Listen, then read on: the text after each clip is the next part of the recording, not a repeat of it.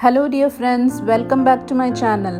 In this video, I'll be showing you how I made butter murk at home. Butter murk is an inevitable snack of South India during festivals, but it also makes a perfect one to munch at tea time. To prepare this crunchy savory, 1 cup of rice flour, half a cup of gram flour, enough salt for taste and a few cumin seeds, plus 1 tablespoon of butter and a pinch of asafoetida are added. The butter to be added can be soft butter which makes the murk more soft. And these ingredients are first mixed well with the use of bare hands.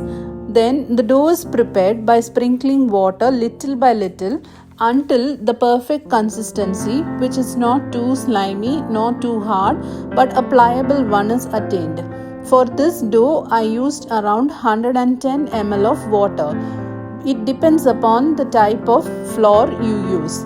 After this, the murk mold is filled with the prepared dough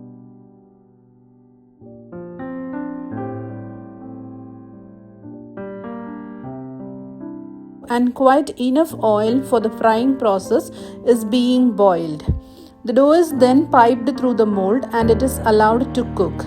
Since it's butter murk, the dough falls or scattered into the oil as small pieces, unlike the normal murk, which can be shaped into different varieties. The readiness of the murk can be confirmed when the sizzling sound of the oil stops. You can notice the crunchy sound the batch of murk gives out when you take it from the oil.